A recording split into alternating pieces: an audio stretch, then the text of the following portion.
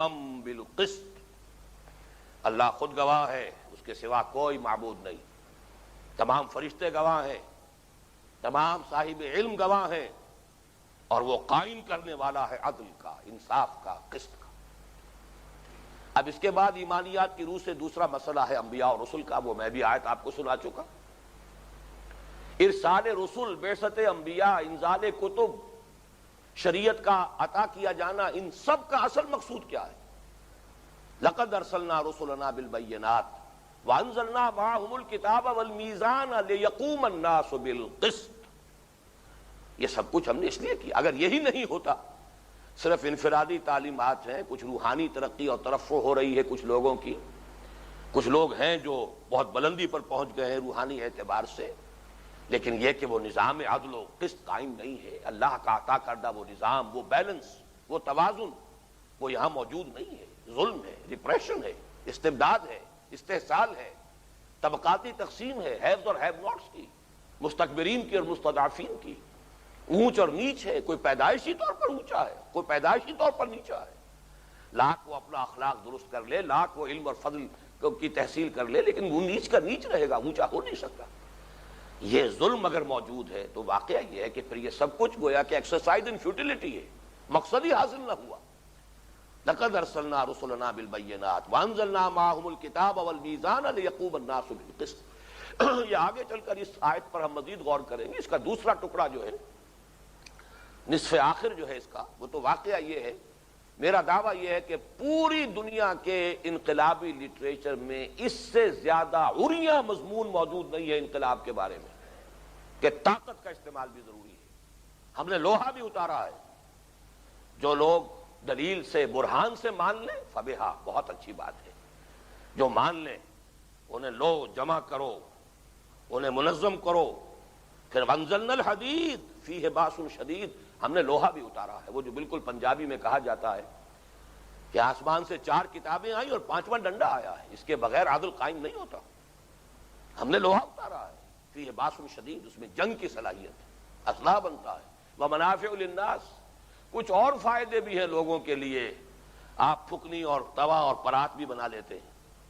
کسی بھی بنا لیتے ہیں، اصل تو یہ تلوار اور نیزے کے لیے اور ڈھال کے لیے۔ وَلِيَعْلَمَ اللَّهُ مَن يَنصُرُهُ وَرُسُلَهُ بِالْغَيْبِ، اللہ دیکھنا چاہتا ہے کون ہے اس کے وہ وفادار بندے جو اس لوہے کی قوت کو ہاتھ میں لے کر اللہ کی اور اس کے رسولوں کی مدد کرتے ہیں۔ اللہ قائم بالقسط ہے، جو عدل قائم کر رہا ہے وہ گویا کہ اللہ کا ناصر ہے، مددگار ہے۔ رسولوں کو بھیجا اس لیے ہے کہ لوگ عدل پر قائم ہوں، جو نظام عدل و قسط قائم کر رہے ہیں وہ گویا کہ رسولوں کے مددگار ہیں۔ اب آئیے تیسرے درجے پر، یہ امت وسط، خیر امت، اس کو جو خطاب کر کے کہا گیا سورہ نساء کی آیت نمبر 135 ہے، یا ایھا الذین آمنوا کونوا قوامین بالقسط شہداء للہ ولو علی انفسکم او الوالدین والاقربین۔ اہل ایمان کھڑے ہو جاؤ پوری قوت کے ساتھ عدل و انصاف کو قائم کرنے کے لیے، قائم کرنے والے بنو اور اللہ کے گواہ بنو، اللہ کے حق میں گواہی دو، دے تو بھی محمد کی صداقت کی گواہی صلی اللہ علیہ وسلم، اللہ کی گواہی دو، اور دیکھو خواہ وہ گواہی تمہارے اپنے خلاف جا رہی ہے، وَلَوْ عَلَىٰ أَنفُسِكُمْ أَوِ الْوَالِدَيْنِ وَالْأَقْرَبِينَ، یا تمہارے والدین کے خلاف جائے یا تمہارے قرابت داروں کے خلاف جائے، گواہی حق کی دینی ہے، عدل کی دینی ہے، اللہ کے حق میں دینی ہے۔ یہی مضمون چونکہ سورہ نساء کے بعد اس کا جوڑا ہے، تمام صورت ہے اس کی، سورہ مائدہ، یا ایھا الذین آمنوا کونوا قوامین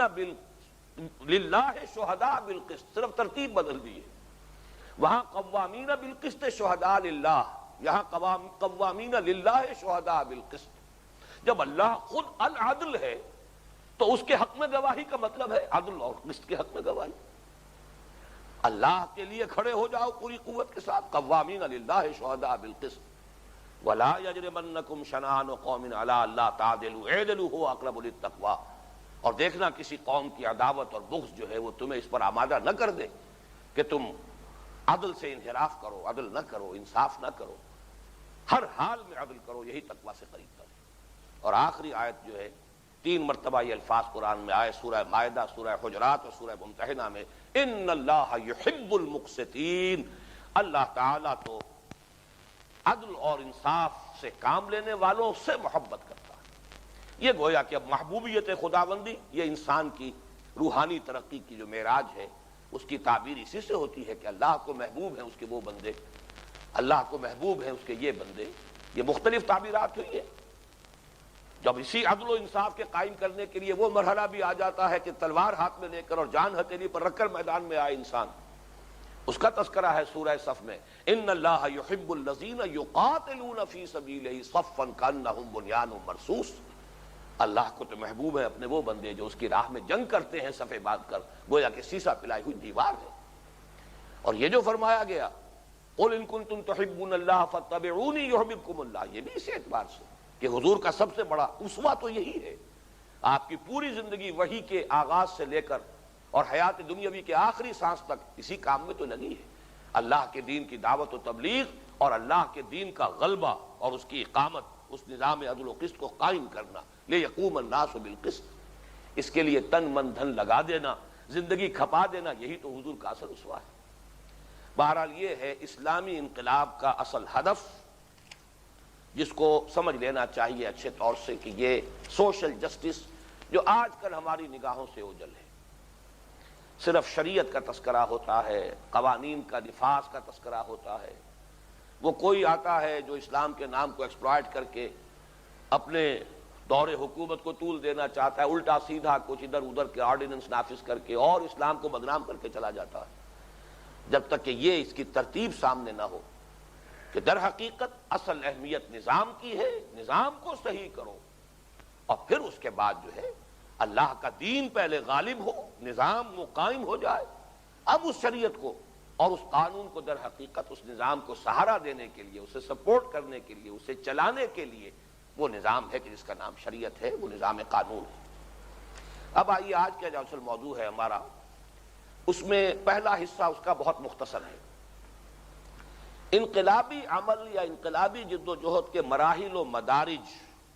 اور ان کے لوازم کے صحیح فہم کا واحد ذریعہ، واحد سورس سیرت النبی ہے صلی اللہ علیہ وسلم. یہ کس بنیاد پہ میں عرض کر رہا ہوں؟ کل ایک بات پورے طور سے واضح ہو چکی اور دشمنوں کی گواہیوں سے ثابت ہو چکی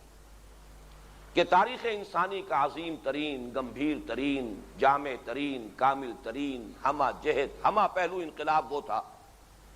جو محمد عربی صلی اللہ علیہ وسلم اور آپ کے جانثار صحابہ رضی اللہ تعالیٰ عنہم اجمعین کی جد و جہد کے نتیجے میں برپا ہوا. اب ایک دوسری بات اس میں ایڈ کر لیجئے، جیسے کہ صغرا اور کبرا ہوتا ہے منطق میں، صغرا اور کبرا سے پھر نتیجے نکلتے. وہ صغرا ہے، اب کبرا کیا ہے؟ واحد شخصیت ہے پوری تاریخ انسانی کی، نبی اکرم صلی اللہ علیہ وسلم، جنہوں نے ایک فرد واحد سے ایک دعوت کا آغاز کیا. کوئی امت نہیں تھی. اگر آپ بنی اسرائیل میں پیدا ہوئے ہوتے تو چلیے ایک امت تھی، ایک قوم تھی. جیسے حضرت موسیٰ علیہ السلام کو آخر لوگ ملے، قوم تھی موجود بنی اسرائیل. لیکن نہیں، یہاں تو فرد واحد تنے تنہا دعوت کا آغاز کر رہا ہے، اور ایک کے بعد 4 شامل ہوئے، 5 بنے ہیں. اہلیہ محترمہ حضرت خدیجہ رضی اللہ تعالی عنہ، جگری دوست حضرت ابو بکر رضی اللہ تعالی عنہ،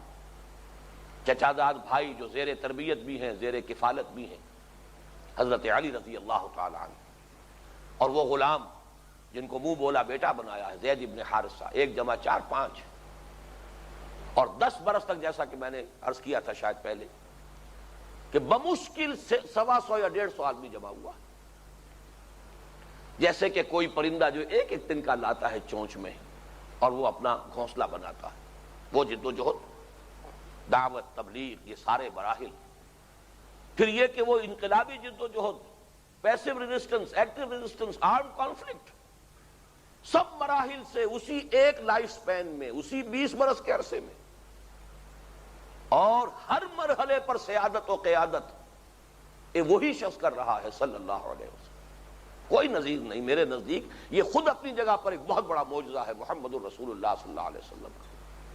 ویسے بھی ایک بات ہے جو حضرت عائشہ نے فرمائی تھی، قرآن اور محمد 2 جداگانہ اینٹیٹیز نہیں ہیں صلی اللہ علیہ وسلم. کانا خلقہ القرآن، حضور کا سب سے بڑا معجزہ قرآن،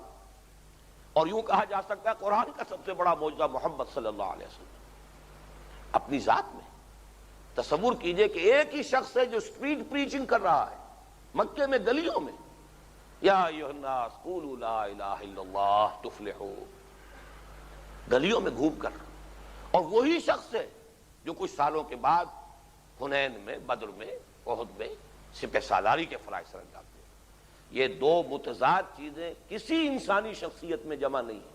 جیسے ڈاکٹر مائیکل ہارٹ نے کہا، he is the only person supremely successful on both the religious and secular levels یا planes۔ اسی طرح واقعہ یہ کہ یہ جامعیت کبریٰ بھی کم سے کم میرے علم میں نہیں ہے، کسی نبی میں موجود نہیں، کسی دوسرے رسول میں موجود نہیں علیہم الصلاۃ والسلام۔ ان کی معاذ اللہ کوئی توہین مقصود نہیں ہے، لیکن واقعہ تو واقعہ ہے، اظہار واقعہ کے طور پر عرض کر رہا ہوں۔ کہیں آپ کو یہ دو متضاد چیزیں یکجا جمع نہیں آئیں گی۔ اس اعتبار سے میں سمجھتا ہوں کہ ایک نائس پین میں 20 برس میں ایک مکمل گمبھیر ترین انقلاب برپا کرتے ہوئے ایک شخص صلی اللہ علیہ وسلم تمام مراحل سے گزارتا ہے اپنی ذاتی بنفس نفیس اپنی قیادت و رہنمائی میں، تو اس سے منطقی نتیجہ یہی برآمد ہوتا ہے کہ اگر کوئی چاہتا ہے کہ سمجھے کہ انقلابی عمل کس شے کا نام ہے، تو کوئی اور ذریعہ نہیں ہے سوائے سیرت النبی کے علیہ صاحب الصلاۃ والسلام۔ اس لیے کہ تقابل کر لیجئے انقلاب فرانس، والٹیئر اور روسو جیسے کل بھی تذکرہ ہوا تھا، اور بھی اسی مصنفین تھے، انہوں نے ایک فکر دیا، لیکن وہ تو ڈیسک ورکرز تھے، مفکرین تھے، لکھنے والے تھے، صاحب قلم تھے، وہ میدان کے لوگ تھے ہی نہیں، مرد میدان تھے ہی نہیں، قیادت میں کوئی حصہ ان کا نہیں۔ یہی وجہ ہے کہ بہت ہی سخت خونی انقلاب، بلڈی ریولوشن۔ اسی طریقے سے اتفاق یہ کہ دو ہی شخص ہیں، مارکس اور اینجلس، جنہوں نے ایک فکر دیا ہے، اس میں کوئی شک نہیں، فکر ہے، نیست پیغمبر ولیکن در بغل دارد کتاب، کتاب تو ہے، انقلاب آفری کتاب ہے، لیکن یہ کہ وہ خود جرمنی میں بیٹھ کر وہ کتاب لکھی، انگلستان میں بیٹھ کر لکھی، وہ اپنی زندگیوں میں کسی ایک گاؤں میں بھی انقلاب نہیں لا سکے، ان ملکوں میں تو کبھی آیا ہی نہیں انقلاب، خود وہ مرد میدان تھے ہی نہیں، وہ تو صاحب قلم تھے، قلم کے دھنی تھے۔ انقلاب آیا ہے کہاں؟ جا کر روس میں، بولشویکس اور مونشویکس کی جد و جہد اور لینن کی قیادت میں۔ تو ان تمام کے پس منظر میں دیکھیے تو ظاہر بات ہے، منطقی نتیجہ تو یہی نکلتا ہے کہ جائی جاست، کہ اگر کوئی شخص واقعتاً یا کوئی گروہ یا کوئی جماعت واقعتاً آرزو مند ہے، خواہش مند ہے نظام کو بدلنے کی، نظام بدلنا چاہے، اس لیے کہ انقلاب کے معنی نظام بدلنا، اجتماعی نظام کی تبدیلی،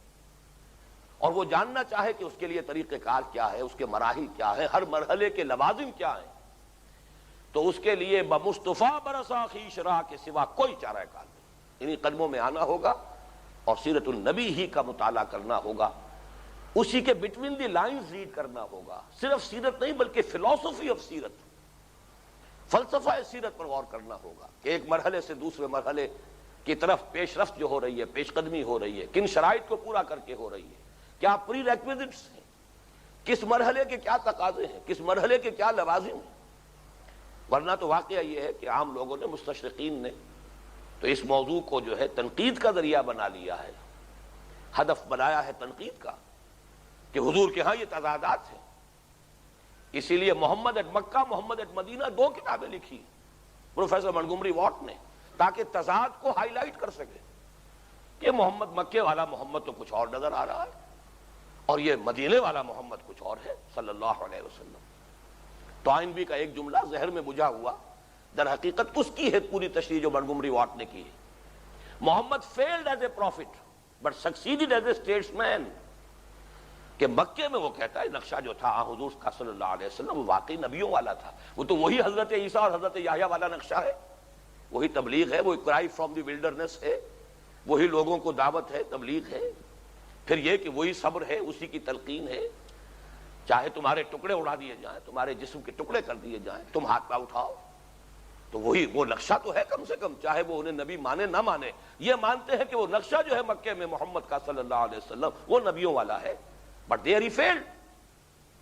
مدینے میں آ کر کامیاب ہوئے، وہاں تو وہ اسٹیٹس مین ہے، سپہ سالار ہے، ساری سپرلیٹو ڈگریز کے اندر جو ہے ایڈجیکٹیوز استعمال کر لیے ہیں منگومری واٹ نے تعریف کے، حضور کے لیے، نہایت دور اندیش، معاملہ فہم، نہایت ہی منصوبہ بندی کرنے کی صلاحیت رکھنے والی شخصیت، بڑی سیاسی بصیرت کی حامل شخصیت، لیکن حقیقت میں بڑے سٹل انداز میں تنقید ہو رہی ہے کہ یہ دو متضاد شخصیتیں ہیں، یہ ایک شخصیت کے اندر یہ دونوں چیزیں سما نہیں سکتی۔